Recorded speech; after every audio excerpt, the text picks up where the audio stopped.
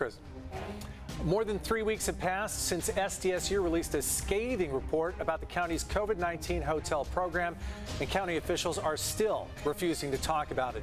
The report says the county gave an unqualified company a $30 million contract to operate the hotels.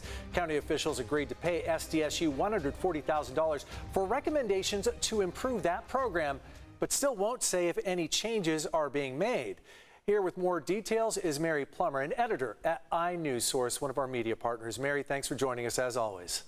Hi, Carlo. Good to be here. All right, your team has been covering this story for months. We had you on for this a few weeks back. Can you remind our viewers, though, about the problems that you uncovered at those hotels?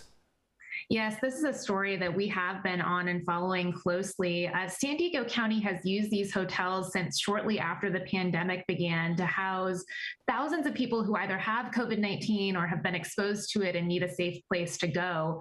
These hotels are really meant to be a safety net. They are for people who have nowhere to turn for help. And our reporters, Cody Delaney and Jill Castellano, have uncovered major neglect going on at these hotels through the course of their investigations. The problems, Carlo: medication delays, guests who went hungry from getting the wrong portion sizes or food that didn't work with their medical conditions, harassment from hotel security guards. It's really been quite a mess and really disturbing conditions going on at these county-run hotels that you mentioned. A safety net that doesn't feel too safe there. So what are some of the changes that SDS report that the county paid for? What are some of the changes that suggested? So the San Diego State report, it was an independent review, and it recommended improving case management as well as better medical and behavioral health services. In addition to longer-term recommendations, the report pointed to some immediate changes that need to be made right away in their view. This includes providing nurses who are available 24 hours a day, ensuring that medications are delivered in a timely manner.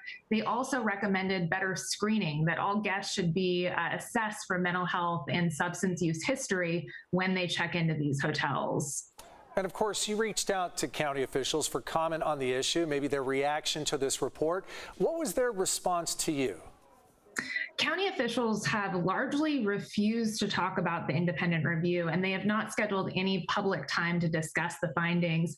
A spokesperson for the county did give us a statement the day that the San Diego State report was released. At that point, he said they would take the report into consideration, but since then, they won't answer any other questions. They won't even say whether the recommendations in this report will be implemented. As a reminder, as you mentioned, San Diego County paid $140,000 to San Diego State to conduct this independent review. Now it's been sitting for over 3 weeks with no indication of action. Given the huge cost to taxpayers here to run this program and to conduct that review, the lack of response from county officials on this subject has frankly, been pretty startling. Not a lot of action, but a lot of money, a lot of taxpayer dollars has been spent so far. Mary, we only have a few seconds left, but maybe the county's hoping that this will go away. I understand the contract comes to an end at the end of this year. What happens then?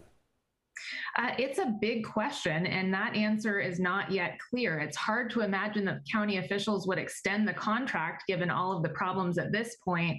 But with COVID cases surging, it's possible. So we'll be following this and keeping you updated on what happens next. And we'll look forward to hearing from you then. Mary Plummer, an editor with inewsource.org. Check them out. Thanks, Mary. Thanks, Carlo.